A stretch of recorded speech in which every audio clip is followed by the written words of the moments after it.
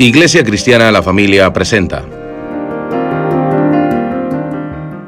un mensaje a la luz de la palabra, con el pastor Bernardo Ríos. A continuación.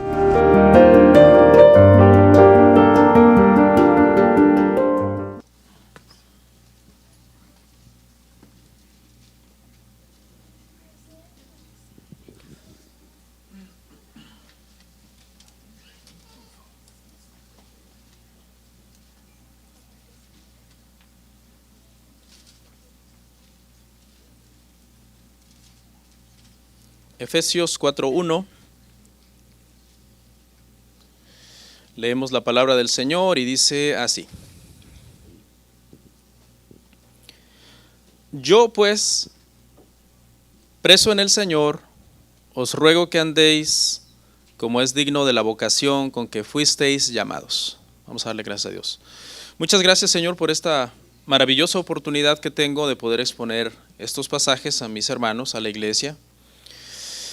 Rogándote, Padre, que sean de bendición para todos y cada uno de ellos, que este tiempo sea un tiempo que lo aprovechamos, abriendo nuestro corazón, disponiéndolo y teniéndolo receptivo, Señor, para oír el Evangelio, Señor, que vamos a predicar.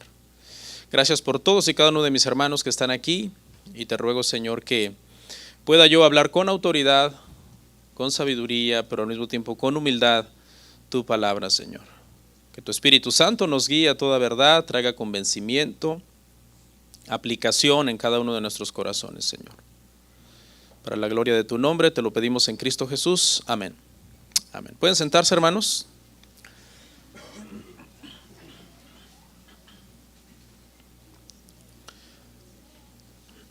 Vamos a ver, hermanos, del verso 1 al 3, así que quédese ahí en esa porción, Efesios 4, 1 al 3, 3 versos, primeramente Dios. Le puse por título, hermano, a este sermón: Cristianos que viven como cristianos. Cristianos que viven como cristianos. Mi propósito es hacer un llamado a aquellos, hermano, que nos llamamos cristianos, para que analicemos nuestra vida y veamos cómo estamos caminando en el Señor. Creo que es un buen día para hacer este llamado, ya que vamos a venir a la mesa del Señor a participar de pan y vino. El día de hoy, hermanos, iniciamos la segunda sección de la epístola a los Efesios. La primera fue del capítulo 1 al 3, usted sabe, trató sobre doctrina cristiana. Y ahora iniciamos esta segunda parte del capítulo 4 al 6, estaremos hablando sobre práctica cristiana. Doctrina la primera mitad, práctica la segunda mitad. Podríamos decir que en la primera mitad hemos visto privilegios, es decir, todas las bendiciones que tenemos en Cristo por medio de la salvación. Y en esta mitad, hermano, vamos a ver de alguna u otra manera deberes. ¿Cuáles son nuestros deberes como cristianos? La fe que profesamos y la conducta que observamos deben de ir siempre de la mano para ser congruentes. Porque si no, pues diríamos una cosa y haríamos otra, y eso confunde a las personas. Uno debe profesar fe y poseer fe. Allá en Mateo 7:21 tenemos una lección. Dice que aquel día muchos le dirán al Señor: Señor, Señor, en tu nombre hicimos, y les dan una lista de cosas que supuestamente hicieron, y el Señor les dice: no los conozco, nunca los conocí. Y ese es un peligro, hermanos, que como creyentes debemos evitar.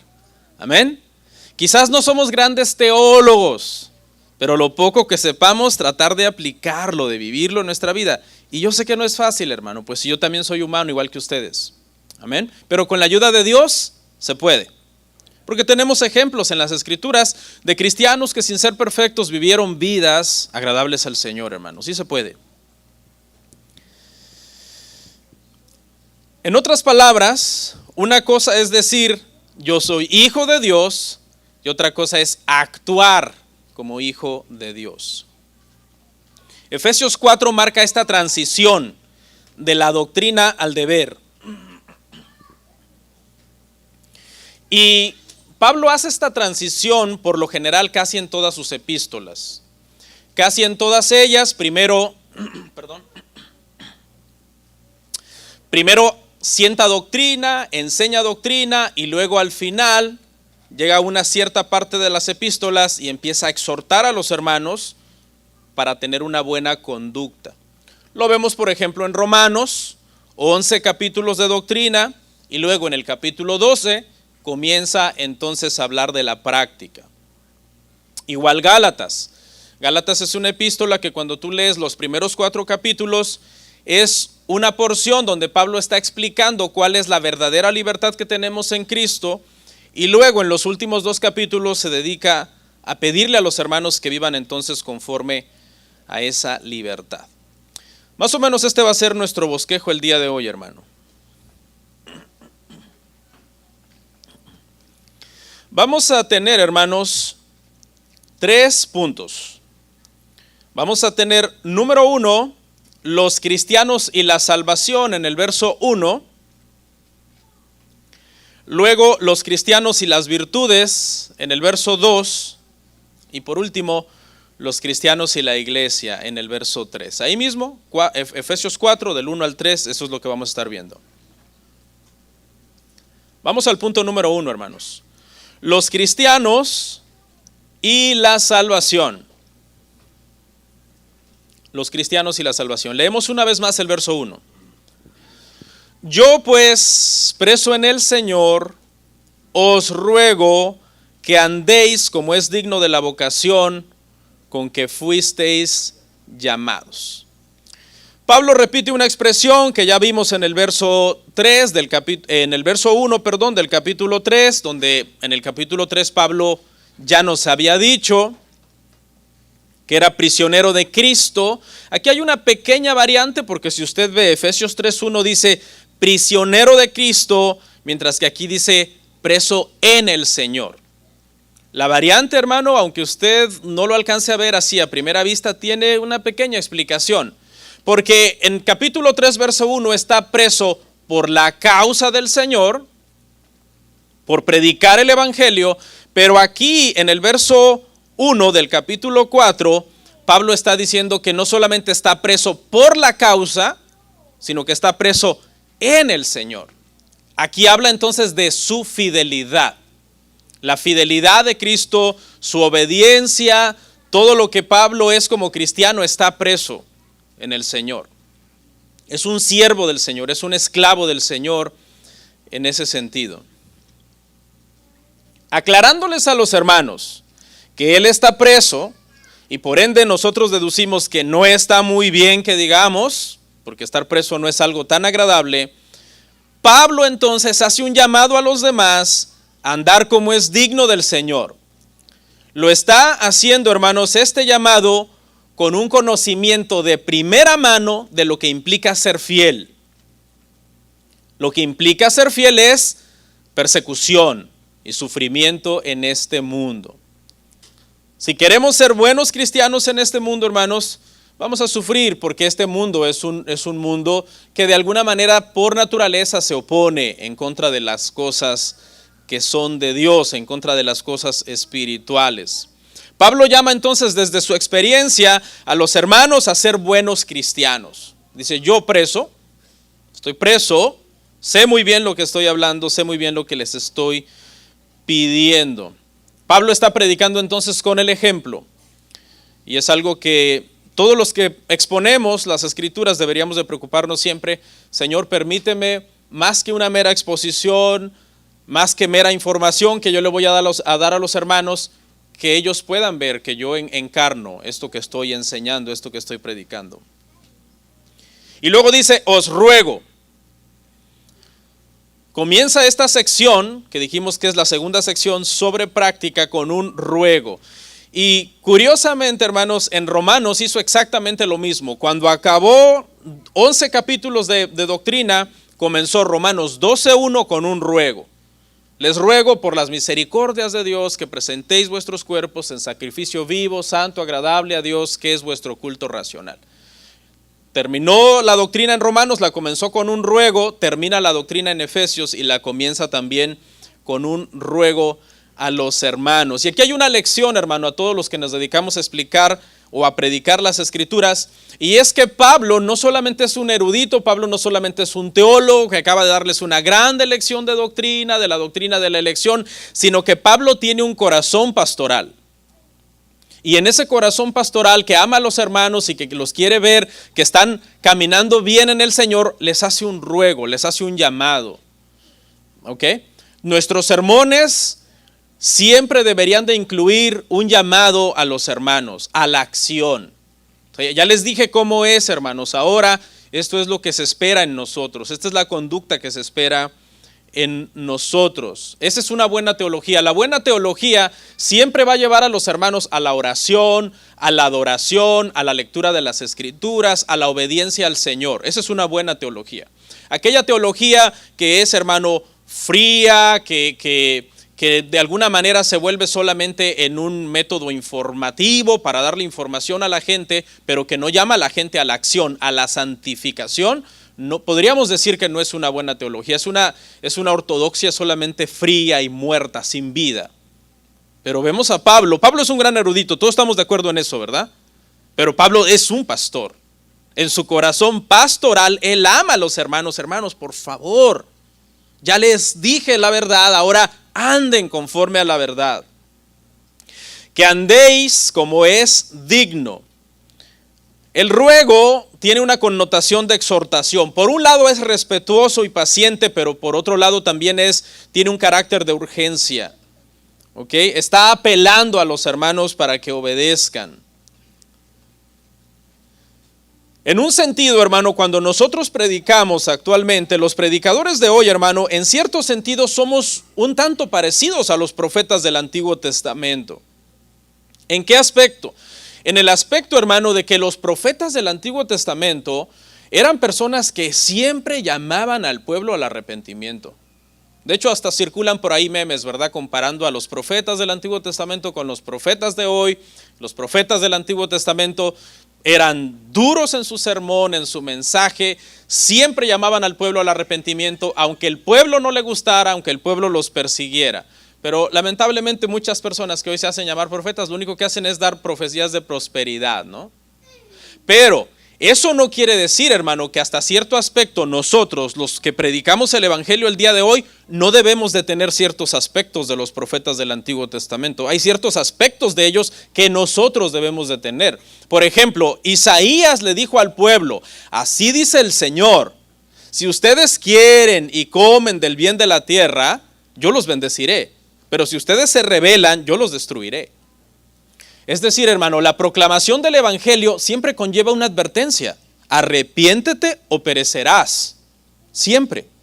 No es nada más, está bien uno ser un pastor amable y que queremos de alguna forma, pues no caerle mal a la gente. Por naturaleza no le queremos caer mal a la gente. ¿Quién quiere eso? Pero si vas a ser fiel al mensaje, por lo general casi siempre, cuando llega el momento de la exhortación, vas a incomodar de alguna manera a las personas. Dice, de la vocación con que fuisteis llamados. En otras palabras, si son cristianos, entonces vivan como cristianos, actúen como cristianos, caminen como cristianos. Debe de haber en nosotros, hermanos, un antes y un después. Un antes de Cristo, un después de Cristo. No podemos seguir siendo las mismas personas que éramos antes. Dice una historia, hermanos, que usted sabe, Agustín de Hipona, que fue uno de los primeros cristianos de los primeros siglos de la iglesia, de la historia de la iglesia, dice la historia que él fue un hombre muy mujeriego, hermanos, antes de convertirse. Fue un hombre muy mujeriego y tuvo muchas mujeres. Y un día, andando por un lugar, una de esas mujeres lo reconoció y le comenzó a gritar de lejos y a llamarlo, Agustín, Agustín, lo llamaba y él la estaba ignorando completamente. La mujer se acercó, lo tocó y le dijo, Agustín, ¿que no me reconoces? Yo soy. Y Agustín le contestó, pero yo ya no soy. Porque lo que le estaba diciendo es, tú estás buscando al Agustín de antes, aquel que era un mujeriego, pero yo ya no soy ese Agustín, yo soy ahora una nueva criatura en Cristo. Y esa es una lección, hermano, como nosotros no podemos ser igual que antes de ser salvos y ahora decirnos que somos salvos si seguimos viviendo de la misma manera. La conversión, hermanos, en este punto, ya para irlo cerrando, es un milagro que nos transforma. Es un milagro que nos hace pasar de tener una naturaleza pecaminosa, en cuya naturaleza éramos hijos de ira, a pasar a ser entonces hijos de Dios. Y no es que somos perfectos, pero sí nuestra naturaleza ha cambiado. ¿No? Nuestra naturaleza ha cambiado. Nuestro carácter sigue en un proceso, porque eso sí es un proceso, la santificación sí es un proceso, pero en nuestra salvación nosotros debemos de vivir como cristianos. No perfectos, pero sí cristianos. Entonces, en el punto número 2, Pablo pasa a abordar el tema de la santificación y el tema del carácter. Y ahí es donde vamos a ver entonces los cristianos y las virtudes. Ya vimos en el punto 1, tenemos una nueva naturaleza, no somos los mismos, pero ahora en el punto 2, entonces Pablo va a tratar de hacer un llamado a la santificación. Verso 2, lea conmigo, nuestro segundo encabezado es los cristianos y las virtudes, Efesios 4, 2. Dice Pablo a los hermanos, con toda humildad y mansedumbre, soportándoos con paciencia los unos a los otros. En esta parte, hermano, el apóstol menciona 4 virtudes del carácter cristiano que consisten en negarnos a nosotros mismos, algo que es muy difícil, negarnos a nosotros mismos. Porque vivimos, hermano, en una sociedad muy egoísta, vivimos en una sociedad, hermano, que de alguna manera, ¿verdad? Negarse al yo es complicado, ¿ok? Es muy difícil. La sociedad de estos tiempos es, hermano, individualista, es egoísta, no se niega para beneficiar a los demás, sino que busca su propio beneficio. Y aquí, en esta parte, entonces vamos a analizar estas 4 virtudes cristianas que deberíamos de estar cultivando constantemente. Y yo quiero reconocer algo, hermano, antes de entrar a estas 4 virtudes. Yo batallo en estas 4 virtudes. Y usted también. Algunos batallamos más, otros batallan menos. Hay algunos que ya en su carácter traen una cierta predisposición como a tener un poco más estas virtudes, pero otros batallamos más para cultivarlas. Y yo soy honesto, yo batallo en esta área. La primera, humildad. La primera virtud, hermano, en el carácter cristiano que nosotros tenemos que cultivar es la humildad. Una definición, hermano, bastante sencilla para que todos la entendamos de humildad podría ser docilidad.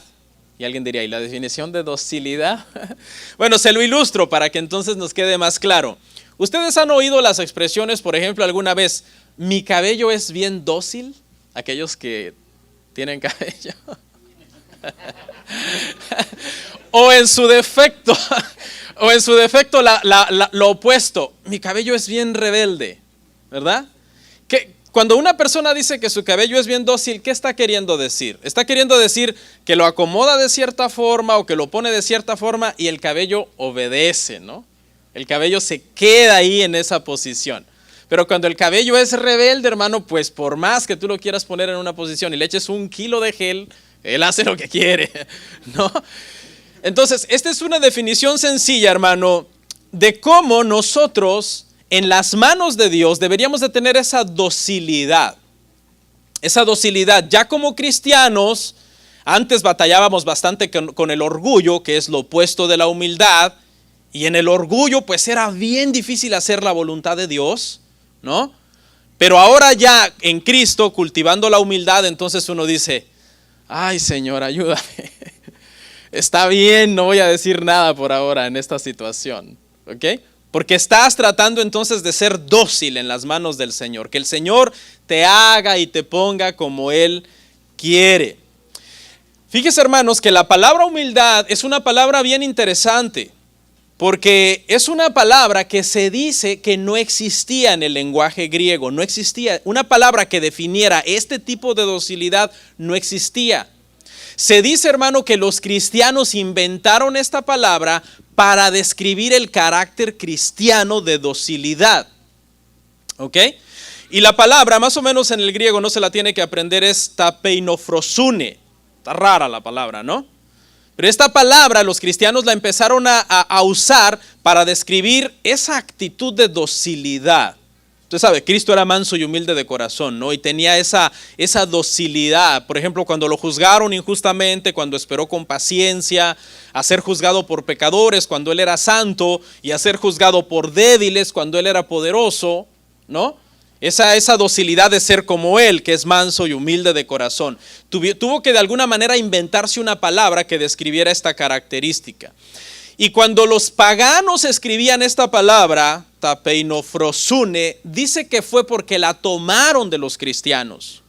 Pero los paganos le daban una connotación sarcástica, como de burla. Porque para los paganos ser humilde era algo como vil, era algo rastrero, era algo bajo, era algo como cobarde. No era una virtud. Los cristianos ensalzaron esto como una virtud, diciendo esto es bueno, deberíamos de ser humildes porque nuestro maestro es humilde, y los paganos se burlaban, usaban la palabra y decían, los humildes, los cristianos, en un sentido despectivo, pensando que humildad necesariamente puede implicar quizás cobardía, pero no es así. Entonces lo que hizo el Señor, hermano, en el primer siglo, lo que pasó con esta virtud, que para los paganos era algo despreciable, en el cristianismo fue puesta como una de las virtudes principales del cristiano. Porque si deducimos que la palabra no existía y que los cristianos de alguna manera usaron esta palabra por primera vez, ¿quiénes somos los más obligados en este mundo a ser humildes? Los cristianos. Pues prácticamente nosotros inventamos la palabra para describir el carácter cristiano. Uno de nuestros apodos debería de ser, ahí van los humildes. Pero cuesta, ¿no? Cuesta. Dicen que una de las peores contradicciones es que uno se llame cristiano y que sea uno bien orgulloso. Es como una contradicción.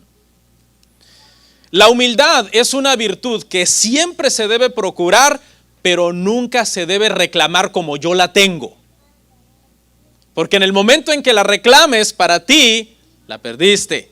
Es una virtud muy escurridiza, ¿no? Entonces, yo soy humilde. No eres. ¿Ok? Precisamente porque decir eso es un acto de alguna manera de orgullo. Usted sabe que el pecado que se halló en Satanás, hermanos, fue el orgullo. Y nosotros, aún siendo cristianos, podemos de alguna manera en algún momento sentirnos tentados a enorgullecernos por diferentes cosas. Las personas se pueden enorgullecer por sus posesiones, muchos quizás por tener muy alta educación, otros por tener, qué sé yo, buena apariencia. Ay, yo luzco mejor, ¿no? O incluso, hermano, puede uno ser tan contradictorio que uno caiga hasta en orgullo por conocer mucho la Biblia. Yo sé mucho de la Biblia, yo tengo muchos logros religiosos, y aún eso lo puede llevar a uno al orgullo. El concepto que debemos de tener de nosotros es un concepto balanceado, ¿verdad? Es un concepto de humildad. Se dice, hermano, que una de las principales características de un cristiano humilde, ponga atención porque esto a mí me gustó mucho, espero que a usted también le bendiga. Una de las principales características de un cristiano humilde es que siempre está consciente de lo pecaminoso que es. Con esto no estamos diciendo que anda ya perdido en el pecado, en el mundo, no, pero siempre es consciente de sus imperfecciones. Siempre es consciente de sus fallas, siempre es consciente de lo que le falta para llegar a ser más como Cristo quiere que sea. Un cristiano humilde siempre tiene presente constantemente como, hey, el Señor es santo, yo soy pecador. Lo podemos ver, por ejemplo, en Pablo. En 1 de Timoteo, capítulo 1, versículo 15, Pablo dijo que de todos los pecadores del mundo, él era el primero. Vea, podía enorgullecerse por muchos logros personales, pero mejor decide, por medio de reconocer su pecaminosidad, humillarse. ¿Qué le pasó, hermanos, a Pedro en Lucas capítulo 5, versículo 8, cuando vio todo el poder que Cristo tenía? Y comenzó a preguntarse, ¿quién es este? Que le obedecen los vientos y el mar. Y la primera, hermano, acción de Pedro es arrodillarse y decir, aléjate de mí que soy pecador. Un acto de humildad es siempre reconocer como nuestra pecaminosidad. La segunda virtud que el apóstol Pablo menciona en el verso 2 es mansedumbre. Mansedumbre. Dicen que la mansedumbre es como la hija de la humildad.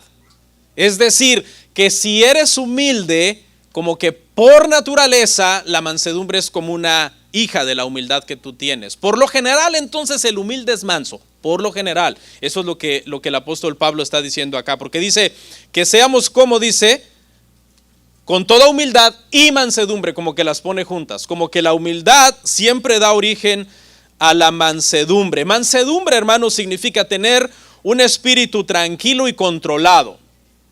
Controlado. Lo contrario de manso es alguien agresivo y vengativo, que no se queda quieto cuando le hacen algo, que siempre va a buscar la revancha, la venganza, la agresión. El manso no. El manso espera, no es miedo, no es falta de poder.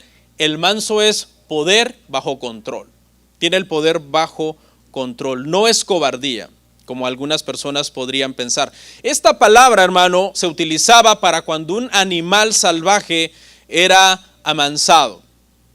Se tomaba un caballo salvaje y entonces se le amansaba para poderlo montar, para poderlo domesticar de alguna forma.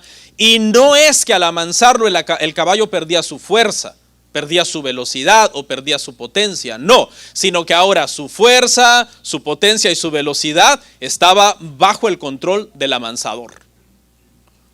Yo creo que mucho necesitamos que el Señor nos dé una buena amansada, ¿no? El caballo seguía siendo brioso y seguía siendo rápido, pero el que lo monta, entonces lo dirige como él quiere, lo mueve para donde él quiere, le da rienda suelta para que trote a todo galope cuando él quiere, pero cuando quiere le jala la rienda y lo frena en el acto. Necesitamos como cristianos esta virtud, hermano, porque por falta de mansedumbre, hermano, yo he visto una de pleitos en la iglesia. Yo tengo ya 17 años de ser pastor de esta iglesia, y en esta iglesia yo he visto pleitos, hermano, pleitos incluso físicos. Te dirá, wow, sí. Hace muchos años unos hermanos se salieron y se fueron a pelear atrás del edificio a golpes. Aunque no lo crea, hermano. Y me ha tocado frenar discusiones allá afuera de gente que también ya estaban a punto de irse a los golpes, según hermanos. No sé quiénes se acuerdan de esos episodios tan dantescos, ¿no? Pero en todas las iglesias, hermano, tienen sus historias así como de ultratumba.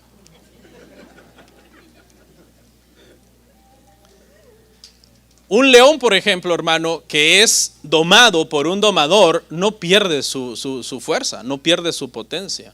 Pero el domador está ahí con un pequeño látigo, ¿verdad? Lo hace que se siente, que haga cosas, que haga esto, que haga lo otro. Amén. Nosotros, hermano, deberíamos de ser en algún sentido esas personas que hemos pasado bajo el látigo del Señor, el cuidado del Señor, y ser entonces ahora más mansos. Repito, no es que uno sea miedoso, ¿no? Porque a lo mejor un día algún hermano, alguno de ustedes que un día se enoja conmigo allá afuera me va a decir, a ver, pastor, véngase pues, porque ya me cayó mal tanto predicarme. Y yo le voy a decir, no, la verdad. Pero no es miedo, es pánico. No es miedo, sino que no le quiero lastimar. No, hermano, ¿cómo me vería yo peleando allá afuera con uno de ustedes a golpes, hermano? Y la mansedumbre que he predicado, hermano. Y yo le voy a decir, hermano, si me va a agredir voy a llamar a la policía. ¡Miedoso! Bueno, piense lo que quiera, porque mis puños están registrados como armas mortales. Entonces, hermano, no confundamos muchas veces, ¿no? Moisés, por ejemplo. Moisés era un príncipe egipcio, hermano. Era un hombre poderoso, Moisés. Dice Hebreos que era un hombre poderoso, hermano. Moisés era un hombre poderoso. En un momento, hermano, que vio a un egipcio maltratando a los hebreos, de un solo golpe, mató a ese soldado, hermano. Poderoso. Pero cuando el Señor trató con él, hermano, ahí estaba María en su cara burlándose de él y Aarón, murmurando de él. ¿Por qué te casaste con esa mujer? Y dice que Moisés era el hombre más manso de la tierra, Números 12:3, y no decía nada. Si ve cómo ya no es el mismo. Pudo haber agarrado a Aarón como agarró al soldado egipcio, hermano, y ponerlo a dormir, pero ahora ya, hermano, su poder estaba bajo control. ¿Qué me dice de David? ¿No? David con una sola piedra mata a Goliat. Goliat era mucho más alto que Saúl. Y Saúl estaba molestia a David. Llegó un momento que hasta el Señor se lo puso en una cueva así juntito a él para que lo matara. Sus soldados le dijeron, mátalo, el Señor te lo ha entregado. Pero David era tan manso que dijo, no, ¿cómo voy a tocar al ungido del Señor? Voy a esperar a que el Señor haga justicia. El manso, hermano, espera a que el Señor haga justicia. Y no quiere decir que el manso nunca se enoja, ¿eh? El manso se enoja porque más adelante en Efesios, más adelante Pablo les dice, airaos a los mismos efesios, pero no pequéis. Yo me enojo a veces, hermano, con cosas, con problemas, incluso con personas. Uno se enoja con personas también. Vamos a llegar ahí un momento. Aristóteles, un filósofo griego, definía la mansedumbre, hermanos, como el término medio entre el exceso de ira y la incapacidad de sentir ira. Decía Aristóteles, la mansedumbre es una persona que está en balance, no es una persona que explota, pero tampoco es una persona que nunca se enoja.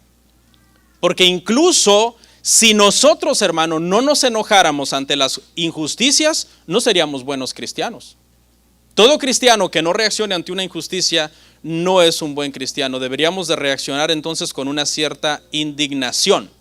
El mismo Dios mismo siendo santo, si Él fuera indiferente ante la injusticia, dejaría de ser santo. Su misma santidad demanda que Él esté airado contra el pecado, contra el impío, todos los días. Y luego la tercera virtud es soportándoos con paciencia.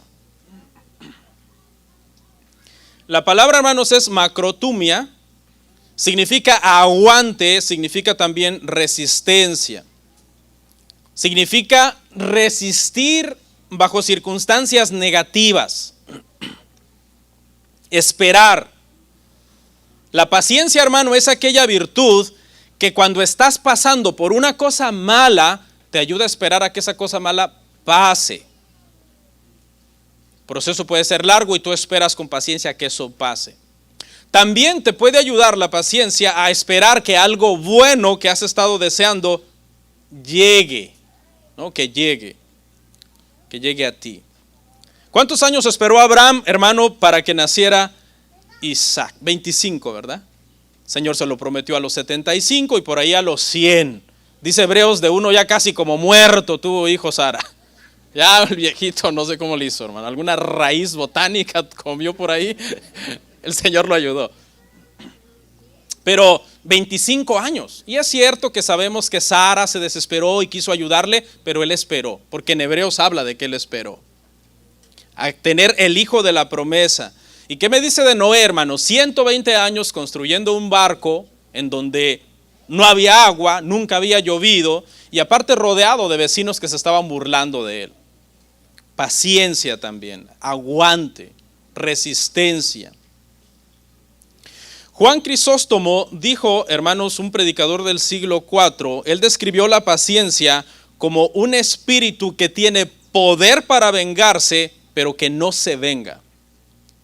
Espera, porque la venganza es del Señor, dice, ¿verdad? No os venguéis vosotros mismos, sino dad lugar al Señor, a la venganza del Señor. Una persona paciente es una persona que tiene una cabeza muy fría, muy serena.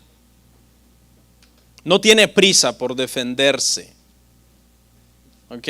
Pero hay personas, hermano, que son como una mechita, hermano. Tienen una urgencia por demostrar su poder, su conocimiento, porque su ego no se vea pisoteado, pero ni 5 minutos. Yo me defiendo ahorita en el instante. La paciencia espera, tiene calma. Imagínese, no sé si usted alguna vez ha visto esos programas de animales, que a mí me gustan, Discovery Channel o algo así, y hay un programa sobre ¿cómo se llaman los grupos de leones? Sé que en inglés se llama Pride, pero en español, ¿cómo se llaman? Manada, ¿no? Usted ve una manada de leones y está un león adulto y un león cachorro. Y el cachorro está molestando al adulto, le mordisquea las orejas, le da zarpazos en los ojos, se le tira encima. El león adulto podría desaparecer a ese cachorrito, hermano, de un garrazo, de una mordida, pero actúa indiferentemente, como estoicamente, no lo voltea ni a mirar al cachorrito y no le hace nada, no se defiende. De alguna manera eso debería de ilustrar un poco nuestra paciencia para cuando de repente alguien nos está provocando, causando incomodidad o molestando. Nuestra paciencia, entonces, hermanos, es una virtud muy importante que debemos de cultivar. Esta palabra macrotumia, hermano, cuando se aplica a la paciencia de Dios, se refiere a una paciencia extrema. Dios tiene macrotumia, la paciencia de Dios es extrema. Por eso es que un ateo podría levantar su puño al cielo y decir: Dios, si existes, manda un rayo y destrúyeme. Y si no lo mandas, quiere decir que no existes. Entonces pasan 5 minutos y le dice a los que estaban ahí espectadores: ya ven, no existe. No, sí existe, pero es que le tiene mucha paciencia. Porque el Señor podría evaporar o exterminar a sus enemigos, hermano, en un instante. Dios es muy paciente y es también deber de nosotros, así como Dios le extiende su paciencia a los pecadores, ¿verdad? Nosotros también debemos extenderle nuestra paciencia a los pecadores, a nuestros hermanos. Y la cuarta virtud, hermanos, es el amor. El amor es la cuarta virtud. Y yo creo que usted ya ha oído esta explicación, que no sé si usted esté tan convencido como los que dan esta explicación de los 4 tipos de amor. Yo he leído que hay gente que está a favor de esta explicación, hay otros que meramente no les convence mucho la explicación, pero los 4 tipos de amor sí existen, ¿no? Por lo menos los podemos encontrar en la vida diaria. Por ejemplo, se dice que hay un amor que es un amor eros, y que es un amor pasional entre un hombre y una mujer, y que obviamente se debe de dar en el matrimonio. Ese es el orden de Dios. El amor eros, que es un amor pasional, se debe dar en el matrimonio. Algunos otros hablan de un amor filial, y es un amor que consiste en quedar de alguna manera como unido a alguien por una circunstancia en la cual participaron. Por ejemplo, unos soldados fueron a la guerra, sobrevivieron, y uno vive en Nueva York y otro vive en la Florida, y regresaron de la guerra y quedan como con una amistad, un amor, porque participaron de una misma causa. O 2 personas que sobrevivieron a la inundación de un barco y sobrevivieron, y después como que quedan siendo amigos y hay un amor como de por vida, un amor por una causa. Está el amor estorge, que es el amor que uno siente por la familia. La familia son los que llevan tu sangre. Entonces, de alguna manera, como que naturalmente ya ese amor está ahí por naturaleza, que llevan tu sangre. Pero esta palabra, que es la que se usa acá, hermanos, que es ágape, es un amor que se dice que los cristianos comenzaron a hablar de este amor como un amor a prueba de todo. Un amor que soporta todo, que aunque es agraviado, perdona, ¿verdad? Que aunque es repudiado, tiene paciencia. Y muchos usan esta palabra ágape entonces para hablar del amor de Dios. El amor de Dios, que siendo nosotros sus enemigos, nos perdonó en Cristo y nos salvó. ¿Será posible que los seres humanos lleguemos a un nivel espiritual de tener el amor ágape? ¿De amar a nuestros enemigos? ¿Manda la Biblia amar a nuestros enemigos, orar por ellos? ¿Verdad que sí? Pregunta: ¿es algo que practicamos? Que tú dices: ay, fulano no me quiere y cómo me odia, pero yo cómo le amo. Bueno, deberíamos, porque este fue el sentido de la palabra amor que los cristianos, hermano, comenzaron a usar en el siglo I. A mí me vienen a la mente por lo menos 2 ejemplos de este amor. Uno, el de David, llorando amargamente por Saúl. ¿Se acuerda? Saúl ha perseguido a David, hermano, por todos lados, y después lo matan, y David no quiere ni reinar. Es el luto tan pesado que tiene que hasta se le ha olvidado que ahora tiene que reinar. Hasta que me parece que a sus soldados le dicen: ¿no? ¿Y qué pasa? ¿No? Y otro, hermanos, obviamente este amor es el amor de Cristo, obviamente, de quien David era solo una figura. El amor de Cristo, hermano, por todos aquellos que incluso lo estaban crucificando, que lo estaban maltratando, y el Señor pide en oración: Padre, perdónalos, no saben lo que hacen. Alguien diría: pastor, creo que este amor es un amor muy muy masoquista, es un amor. Los psicólogos estarían completamente en contra de este mandamiento, de amar a tus enemigos. Pero es bíblico, es bíblico. El amor que nosotros debemos ejercer lo encontramos en las Escrituras. Le voy a dar 4 razones por qué nosotros tenemos que crecer en este tipo de amor. Un amor que ama a sus enemigos. En primer lugar, porque Dios lo manda. Y eso debería de ser suficiente.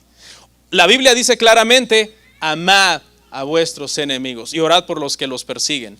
Número 2, porque toda persona en toda la tierra está hecha a imagen de Dios.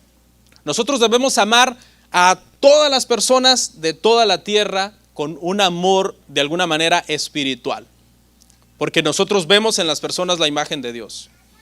Número 3, porque de la misma manera que esas personas necesitan nuestro perdón y nuestro amor, nosotros también lo necesitamos de otros, porque nosotros somos pecadores, nosotros fallamos. Necesitamos también que los demás nos den ese amor a nosotros. ¿O usted cree que usted es muy fácil de amar?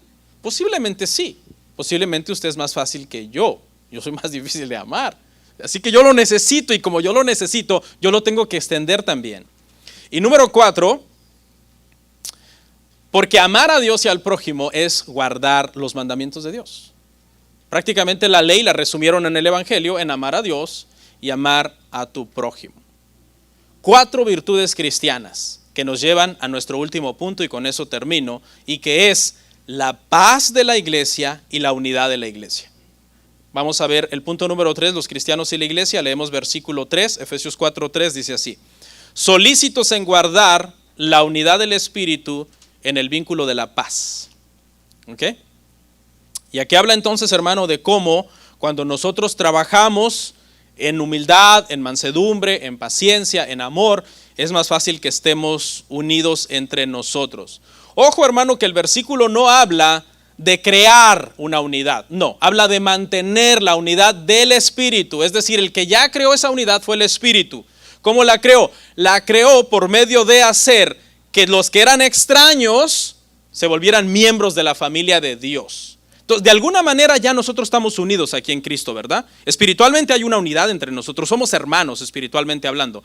Ahora falta que seamos más hermanos en la práctica, en cómo nos soportamos, nos amamos, nos perdonamos, nos llevamos lo mejor que podamos. Esa es la unidad que nosotros tenemos que mantener, la unidad que el Espíritu Santo ya creó.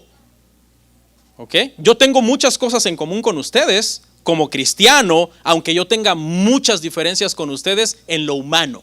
Nacionalidad, costumbres, tipos de comida, tipos de forma de pensar, etc. ¿Ok? Pero de alguna manera, hermano, ya esa unidad fue creada, ahora nosotros debemos de mantenerla. ¿Qué cosa destruiría esta unidad? Bueno, lo contrario de las 4 virtudes que vimos. El orgullo sería lo contrario de la humildad. La agresividad o la revancha, el espíritu de venganza, sería lo contrario de mansedumbre. La impaciencia, el querer yo inmediatamente demostrar que puedo, ¿verdad? Sería lo contrario de la paciencia. Y pues el enojo, el rencor, lo contrario del amor. En esta parte final, hermanos, el apóstol Pablo entonces trata de que por medio de que cultivemos estas virtudes haya una unidad y una paz en la iglesia. Hermanos, no hay iglesia perfecta, ¿verdad? Todas las iglesias tienen sus fallas. Pero dentro de lo que cabe, usted debe de cultivar esas virtudes cristianas, que lo van a ayudar a tener una unidad con las demás personas y a vivir en paz con las demás personas. Esto se espera, hermano, de cualquier sociedad a la que uno pertenezca, no solamente en la iglesia. Por ejemplo, un ciudadano en un país está obligado a vivir por las normas del país, a luchar por su país, a defender su país. El presidente John F. Kennedy dijo sabiamente: no preguntes qué puede hacer el país por ti, pregunta qué puedes hacer tú por el país. Porque muchas veces hay ciudadanos que son incongruentes, ¿no? Dicen, yo quisiera un mejor país, y tiran la basura en la calle. O van y hacen grafitis en las paredes. O destruyen propiedad privada, etc. Entonces, todo miembro que pertenece a una sociedad necesita observar una cierta conducta. Un empleado de una fábrica, por ejemplo, necesita seguir las reglas de la compañía. no armar problemas entre los mismos empleados, formando un ambiente quizás hostil, tóxico en la empresa.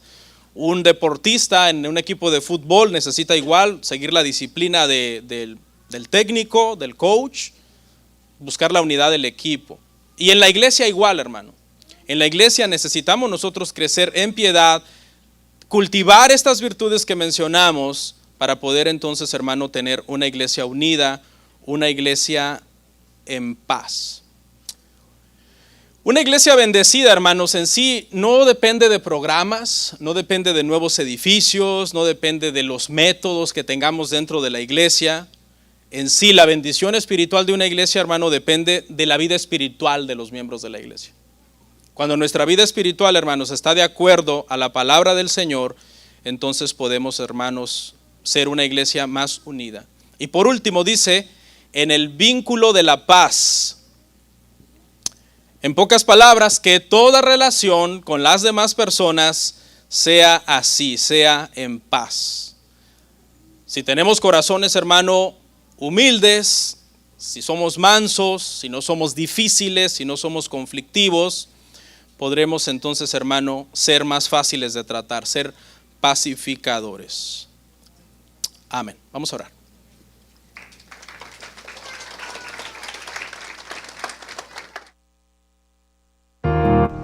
Comparte, suscríbete, dale like.